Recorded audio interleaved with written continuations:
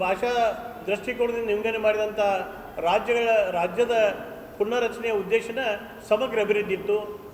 ಉತ್ತರ ಕರ್ನಾಟಕ, ದಕ್ಷಿಣ ಕರ್ನಾಟಕ, ಮಧ್ಯ ಕರ್ನಾಟಕ ಈ ಎಲ್ಲ ಭಾಗಗಳ ಪರಿಪೂರ್ಣ ಅಭಿವೃದ್ಧಿ ಆಗಬೇಕನ್ನುವಂಥ ಒಂದು ವಿಚಾರಧಾರೆ ಇತ್ತು. ಆದರೆ ಕರ್ನಾಟಕ ರಾಜ್ಯ ರಚನೆ ಆದ್ದರಿಂದ ಇವತ್ತಿನವರೆಗೂ ಸಹಿತ ಇಡೀ ರಾಜ್ಯದ ಸಮಗ್ರ ಅಭಿವೃದ್ಧಿ ಆಗಿದೆಯೋ ಇಲ್ಲೋ ಅದು ಬೇರೆ ವಿಷಯ. ಆದರೆ ಇವತ್ತು ಕಲ್ಯಾಣ ಕರ್ನಾಟಕ ಮತ್ತು ಕಿತ್ತೂರು ಕರ್ನಾಟಕದ ಸಮಗ್ರ ಅಭಿವೃದ್ಧಿ ಆಗಿಲ್ಲ ಅನ್ನುವಂಥ ಮನೋಭಾವನೆ ನಮ್ಮದಾಗಿತ್ತು. ಅದಕ್ಕೆ ಪೂರಕವಾಗಿನ ಕಳೆದ ಸುಮಾರು 15 ವರ್ಷಗಳಿಂದ ನಾವು ಹೋರಾಟ ಮಾಡ್ಕೊಂಡು ಬಂದಿದ್ದೀವಿ.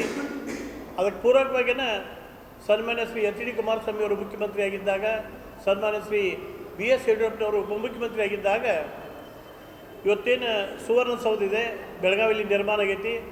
ಆ ಸುವರ್ಣಸೌಧದ ನಿರ್ಮಾಣ ಆಯಿತು. ಬಹುಶಃ ಸುವರ್ಣಸೌಧ ನಿರ್ಮಾಣ ಆಗಿ 1.5 ದಶಕ ಕಡಿತಾ ಬಂತು. ಆ ಸುವರ್ಣಸೌಧ ಕಟ್ಟಿದ ಸಂದರ್ಭದೊಳಗೆ ಇಡೀ ಉತ್ತರ ಕರ್ನಾಟಕ ಭಾಗದ ಜನರ ಭಾವನೆ ಆಶೋತ್ತರಾಗಿತ್ತು.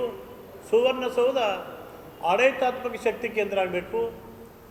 ರಾಜ್ಯ ಮಟ್ಟದೊಳಗೆ ಇವತ್ತೇನು ಬೆಂಗಳೂರು ವಿಧಾನಸೌಧ ಐತಿ, ಅಲ್ಲಿ ಅಂತಿಮ ಸರ್ಕಾರದ ಎಲ್ಲ ಅಂತಿಮ ನಿರ್ಣಯ ತಗುವಂಥ ಒಂದು ಅಧಿಕಾರಿ ಮಟ್ಟದ ವ್ಯವಸ್ಥೆ ಐತಿ. ಅದು ಈ ಬೆಳಗಾವಿ ಸುವರ್ಣಸೌಧಕ್ಕೆ ಬರಬೇಕು ಅನ್ನುವಂಥ ಭಾವನೆ ಆಸೆ ನಮ್ಮದಾಗಿತ್ತು. ಕಾರಣಿಷ್ಟ ಅದೇ ಉದ್ದೇಶದಿಂದ ಇವತ್ತು ಬೆಳಗಾವಿಯಲ್ಲಿ ಸುವರ್ಣ ವಿಧಾನಸೌಧ ನಿರ್ಮಾಣ ಆಗಿದೆ ಅನ್ನುವಂಥ ಭಾವನೆ ನಮ್ಮದಾಗಿತ್ತು. ಬಹುಶಃ ಅದು ಯಾವತ್ತದು ಸುವರ್ಣಸೌಧ ನಿರ್ಮಾಣ ಆಯಿತು ಆವತ್ತಿನಿಂದಲೂ ಸಹಿತ ನಾವು ಧ್ವನಿ ಹಾಕುವಂತ ಬಂದಿದ್ದೀವಿ.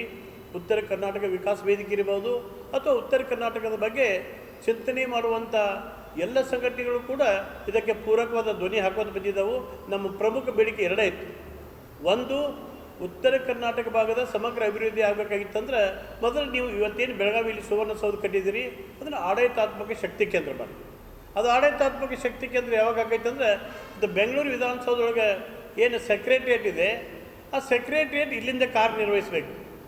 ಉತ್ತರ ಕರ್ನಾಟಕ ಭಾಗಕ್ಕೆ ಏನು ಬೇಡಿಕೆಗಳಿದಾವು ಅದಕ್ಕೆ ಪೂರಕವಾದಂಥ ಪ್ರಸ್ತಾವನೆಗಳ ಅನುಮೋದನೆ ಸಹಿತ ಇಲ್ಲಿಂದ ಆಗಬೇಕನ್ನುವಂಥ ಇಂಗಿತ ನಮ್ಮದಾಗಿತ್ತು. ಅದೇ ಒಂದು ಒತ್ತಾಯವನ್ನು ನಾವು ಮಾಡ್ಕೊಂಡು ಬಂದಿದ್ದೀವಿ. ಬಹುಶಃ ಇಲ್ಲಿ ಭಾಳ ಹತಾಶೆ ಭಾವನೆಯಿಂದ ಹೇಳಬೇಕಾಗತ್ತಿ.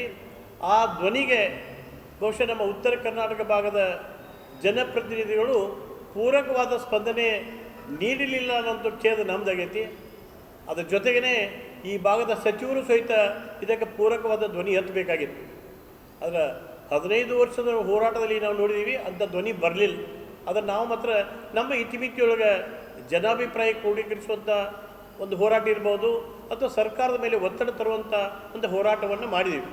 ಬಹುಶಃ ತಮಗೆಲ್ಲ ಗೊತ್ತಿದೆ, ಸುವರ್ಣಸೌಧದ ಮುಂದೆ ಸುಮಾರು 100ಕ್ಕೂ ಹೆಚ್ಚು ಸ್ವಾಮೀಜಿಗಳನ್ನು ಧರಣಿ ಕುಣಿಸುವ ಮುಖಾಂತರ ಅದರಲ್ಲಿ ದೊಡ್ಡ ಪ್ರಮಾಣದ ಜನರೆಲ್ಲ ಭಾಗವಹಿಸುವ ಮುಖಾಂತರ ಧ್ವನಿ ಎತ್ತಿದ್ದೀವಿ, ಸರ್ಕಾರದ ಗಮನ ಸೆಳೆದಿದ್ದೀವಿ.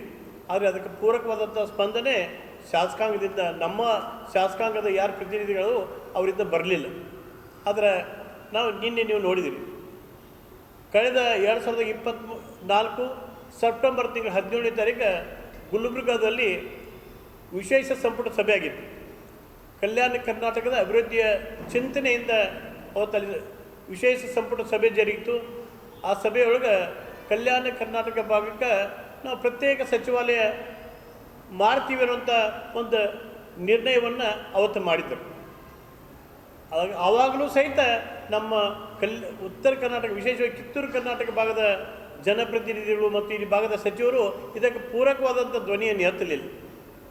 ಅದಕ್ಕೆ ಫಲಶ್ರುತಿಯಾಗಿ ಇವತ್ತು ಮೊನ್ನೆ ಮಂಗಳವಾರ ದಿವಸ 16ನೇ ತಾರೀಕು ಬೆಂಗಳೂರಿನಲ್ಲಿ ವಿಶೇಷ ಸಂಪುಟ ಸಭೆ ಜರುಗಿತು. ಆ ಸಂಪುಟ ಸಭೆಯಲ್ಲಿ ಕಲ್ಯಾಣ ಕರ್ನಾಟಕ ಭಾಗಕ್ಕೆ ಪ್ರತ್ಯೇಕ ಸಚಿವಾಲಯವನ್ನು ಸರ್ಕಾರದವರು ಅಧಿಕೃತವಾಗಿ ಅನುಮೋದನೆ ಮಾಡಿದರು.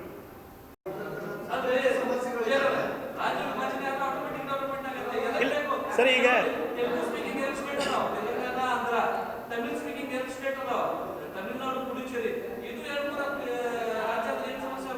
ಸರ್ ನೋಡಿ, ಅದಕ್ಕೆ ನಾವು ಹೇಳ್ತೀವಿ, ಈಗ ಪ್ರಾರಂಭಿಕ ಹಂತದೊಳಗೆ ಒಂದು ರೀತಿಯೊಳಗೆ ಹೋರಾಟ ಮಾಡ್ತೀವಿ, ಅನಿವಾರ್ಯ ಬಂದರೆ ನಾನು ಹೇಳಿರಲ್ಲ.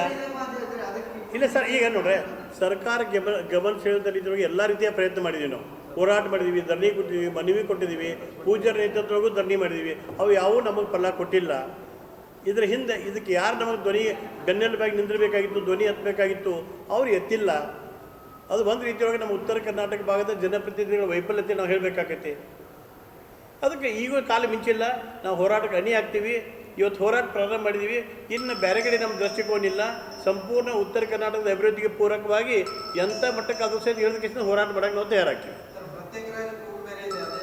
ಸರ್ ನೋಡಿರಿ, ಈಗೇನು ನಾವು ಹೋರಾಟ ಮಾಡತ್ತೋಲ್ರಿ, ಇದಕ್ಕೆ ಸ್ಪಂದನೆ ಸಿಗಲಿಲ್ಲ. ಉತ್ತರ ಕರ್ನಾಟಕ ಭಾಗದ ಸಮಗ್ರ ಅಭಿವೃದ್ಧಿಗೆ ಸರ್ಕಾರ ಚಿಂತನೆ ಮಾಡಲಿಲ್ಲ, ಅದಕ್ಕೆ ಪೂರಕವಾದಂಥ ಕಾರ್ಯಗಳನ್ನು ಮಾಡಲಿಲ್ಲ ಅಂದ್ರೆ ಅನಿವಾರ್ಯವಾಗಿ ನಾವು ಉತ್ತರ ಕರ್ನಾಟಕ ಪ್ರತ್ಯೇಕ ರಾಜ್ಯದ ಕೂಗಿಗೆ ಧ್ವನಿ ಆಗಬೇಕಾಗುತ್ತೆ.